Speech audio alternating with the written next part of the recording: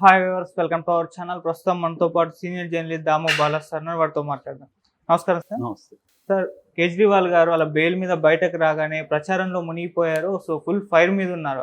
ఆయన బీజేపీ పైన రెండు విమర్శలు అయితే చేయడం చూస్తున్నాం సార్. ఒకటి, ప్రధాని నరేంద్ర మోదీ గారు ప్రైమ్ మినిస్టర్ గా ఉంటారా ఉండరా అన్న ఒక డౌట్ ని క్రియేట్ చేశారు. అలాగే యోగి ఆదిత్యనాథ్ గారిని కూడా తీసేస్తారు అని చెప్పేసి ఆయన రైస్ చేయడం జరిగింది. మరి ఇవి పాసిబుల్ ఉన్నాయా సార్ ఈ రెండు? కేజ్రీవాల్ అదేదంటారు కదా, బోన్లో ఉన్న పులో సింహం లాగా ఉండి రాగానే మీద ఎట్లా పడతారు, అలాగా ఆయన జైలు నుంచి రాగానే వితిన్ 20 hours ఆయన ప్రెస్ మీట్ పెట్టేశాడు. ఆ 20 hours కూడా ఖాళీగా లేడు ఆయన. ఇమీడియట్గా దేశవ్యాప్తంగా ఉన్న ఈ సర్వేలు చేసిన వాళ్ళతో అందరితో మాట్లాడాడు.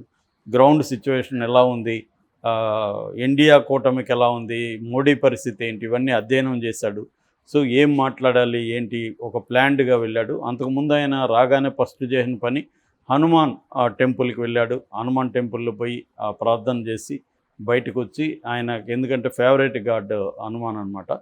సో ఆయన మోడీ కంటే పెద్ద హిందుత్వవాది అనేది ఆయన చెప్పుకుంటుంటాడు. అలాగా ఆయన స్టార్ట్ చేశాడు. ఆయన ప్రధానంగా మోడీ మీద అనేక విమర్శలు చేశాడు, కానీ అందులో 2 ప్రశ్నలు అడిగాడు మోడీని. ఒకటేమో, నువ్వు ప్రధానమంత్రిగా ఉండబోతున్నావా లేదా, ఎందుకంటే నెక్స్ట్ సెప్టెంబర్కి, నెక్స్ట్ ఇయర్ 2025 సెప్టెంబర్కి మోడీకి 75 ఏళ్ళు వస్తాయి.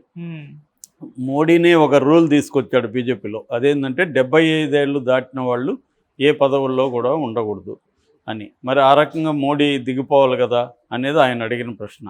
సో నెక్స్ట్ ప్రైమ్ మినిస్టర్ ఎవరు అనేది ఆయన వేశాడు. సో రెండవ ప్రశ్న కాదు, అది స్టేట్మెంటు. అదేంటంటే మోడీ అధికారంలోకి రాగానే 2 నెలల్లో యోగి ఆదిత్యనాథ్ను తీసేయబోతున్నాడు అనేది కూడా ఆయన స్టేట్మెంట్ ఇచ్చాడు.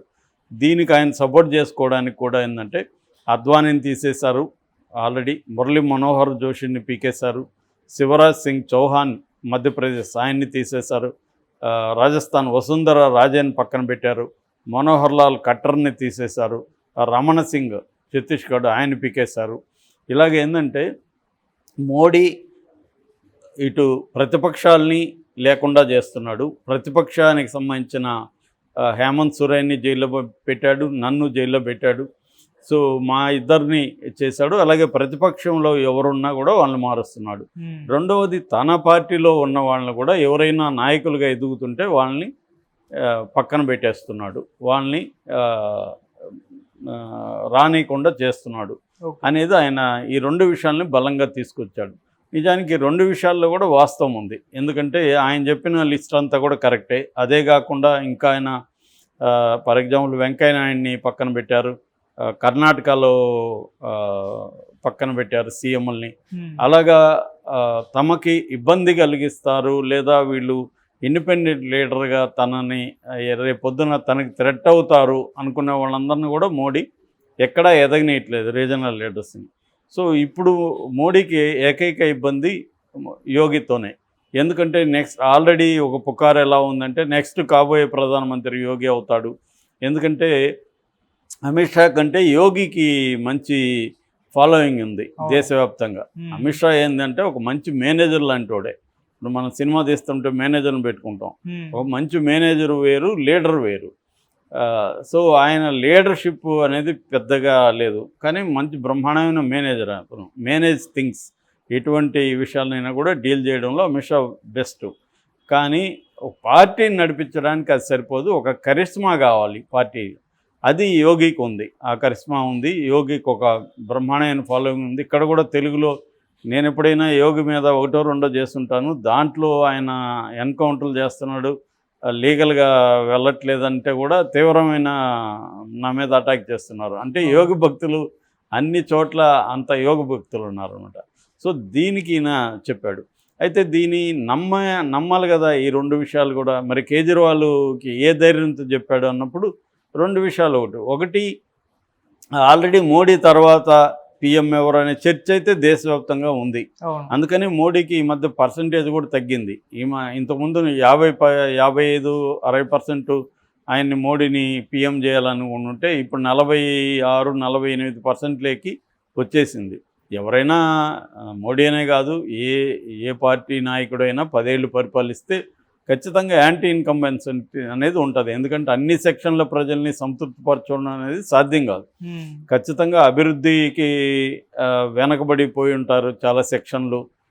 చాలా సెక్షన్లకి అనుకున్న ఆస్పిరేషన్స్ని నెరవేర్చలేకపోవచ్చు. ఇలాంటివి రకరకాల కారణాలతో పడిపోతుంది గ్రాఫ్ ఎవరికైనా. ఏదేమైనా మోడీకి 75 వస్తున్నాయనే పాయింట్ కూడా చెప్పాడు. ఎందుకంటే ఈ 75 రూల్ ఎందుకు తెచ్చాడు మోడీ? అద్వానీ, మురళీ మనోహర్ జోషి వాళ్ళు లాంటి వాళ్ళని పక్కన పెట్టడానికి తెచ్చాడు. కానీ తనకు అది అప్లై అవుతుందా? అవ్వదు. అందుకనే ఆల్రెడీ సడలించేశారు.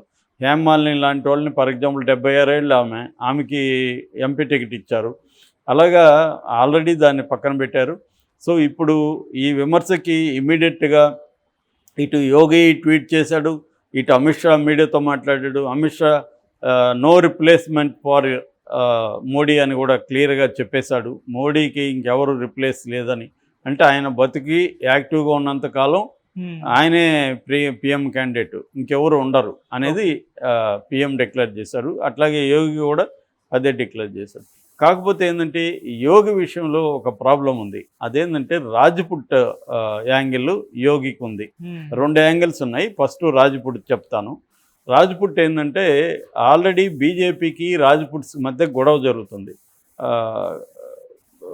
దీనికి కారణం ఏంటంటే యూనియన్ మినిస్టర్ పరుషోత్తం రూపాల అనే అతను గుజరాత్ ఎన్నికలకు ముందు గుజరాత్లో ఒక దళిత మార్చ్ జరిగింది. ఎందుకంటే ఈ పరుషోత్తం రూపాల అనే వ్యక్తి కడవా పటేదార్ కమ్యూనిటీ అనమాట.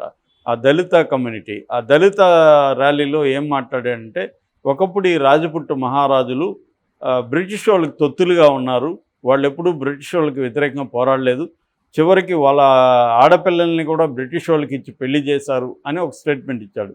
దాంతో గుజరాత్లో ఏంటంటే 17% రాజ్పుట్స్ ఉంటారు. సో వాళ్ళందరూ పెద్ద ఎత్తున తిరుగుబాటు చేశారు, ఈయనకి వ్యతిరేకంగా ధర్నాలు రాస్తారోకోలు చేశారు, స్టేట్మెంట్లు ఇచ్చారు. ఇది నార్త్ ఇండియా అంతా కూడా స్ప్రెడ్ అయింది. రాజస్థాన్లో ఒక యువ లీడరు ఈయనకి వ్యతిరేకిస్తూ పెద్ద ఎత్తున ర్యాలీలు చేశాడు. తర్వాత ఉత్తరప్రదేశ్లో గొడవలు జరిగాయి. ఇలాగా ఎందుకంటే జాట్ పాపులేషన్ ఇండియాలో రాజ్పుట్ పాపులేషన్ ఇండియాలో ఒక 20 కోట్ల మంది దాకా ఉంటారనేది ఒక అంచనా. సో అందుకని వాళ్ళందరూ హర్ట్ అయ్యారు ప్రధానంగా.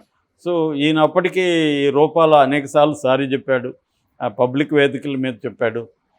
బట్ ఆ ఎఫెక్ట్ గుజరాత్ ఎన్నికల మీద కూడా పడుతుందన్న ఇదైతే కలిగింది. ఆయన మీద అయితే చర్య ఏం తీసుకోలేదు బీజేపీ.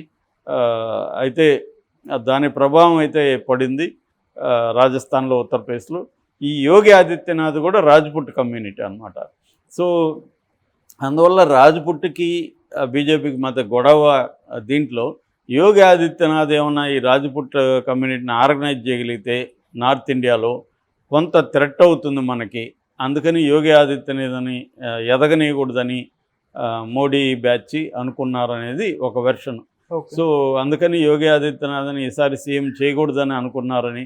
అయితే అది గ్రహించిన యోగి ఆదిత్యనాథ్ తన పావులు కదిపి బీజేపీలో బిఎల్ సంతోష్ లాంటి నాయకులను పట్టుకొని తను ఆర్గనైజ్ చేసి, అంటే నాకు కానీ ఇవ్వకపోతే చాలా పెద్ద ఎత్తున రిపర్కషన్స్ ఉంటాయి బీజేపీలో అని ఒక థ్రెట్ క్రియేట్ చేశాడు అన్నది ఒక వెర్షను. దీనికి నేపథ్యం ఏంటంటే రెండో పాయింట్, యోగి ఆదిత్యనాథ్ బ్యాక్గ్రౌండ్ని మనం పరిశీలిస్తే అతనికి ఎప్పుడు బీజేపీతో ఫ్రెండ్లీ రిలేషన్స్ లేవు క్లియర్గా. అంటే 100% ఫ్రెండ్లీ రిలేషన్స్ లేవు. లవ్ హేట్ అంటారు కదా, అంటే అట్లాంటిది ఉంది. దానికి ఆయన నేపథ్యం కూడా కారణం. ఆయన బేసిక్గా ఏంటంటే అసలు పేరు ఆయన అజయ్ మోహన్ సింగ్. ఆయన మ్యాథమెటిక్స్ గ్రాడ్యుయేటు. దాని తర్వాత ఆయన ఏం చేశాడంటే అక్కడ గోరఖ్నాథ్ ఇది ఉంటుంది, మట్టి ఉంటుంది అనమాట, గోకుల్నాథ్ మట్టి అంటారు. ఈ గోకుల్నాథ్ మట్టిలో చేరాడు. వాళ్ళ గురువు వచ్చి అవైద్యనాథ్ అనమాట. ఇలా నాథ్ సంప్రదాయం అంటారు, దాంట్లో చేరాడు అనమాట. అయితే వాళ్ళు పొలిటికల్గా కూడా యాక్టివ్గా ఉంటారు ఈ సంప్రదాయంలో ఉన్నవాళ్ళు. ఈయన అలాగా ఫస్ట్ వీళ్ళ గురువు అవైద్యనాథ్ మహంత్గా ఉన్నాడు. మహంత్ అంటే ముఖ్యమైన ప్రధాన పూజారిని మహంత్ అంటారు అనమాట. అలాగా ఉండి ఆయన వీళ్ళ గురువు, ఆయనకి ఇంకొక గురువు ఉన్నాడు దిగ్విజయనాథ్ అని. దిగ్విజయనాథ్ ఎవరంటే 1949లోనే బాబ్రీ మసీదులోకి వెళ్ళి హిందువుల విగ్రహాలు పెట్టిన వ్యక్తి.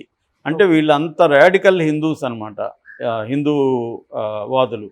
సో అలాగా ఉండి ఈయన అవైద్యనాథ్ రాజకీయాల్లోకి వచ్చాడు. 91లో ఆయన బీజేపీలో చేరాడు. అయితే ఆ తర్వాత ఆయన శిష్యుడిగా ఈయన కూడా రంగంలోకి దిగాడు. ఈయన 98లో ఫస్ట్ బీజేపీ నుంచి ఎంపీగా గోరఖ్పూర్ నుంచి కంటెస్ట్ చేశాడు. ఎవరు? యోగి. ఓకే. హిందూ వాహిని అని ఒకటి పెట్టాడు. అది సొంతంగా తను ఆ వాహిని తనని ప్రమోట్ చేసుకోవడం, హిందూ మతానికి సంబంధించి చేయడం, ముస్లింలకి వ్యతిరేకంగా చాలా డ్రాస్టిక్ నిర్ణయాలు తీసుకోవడం.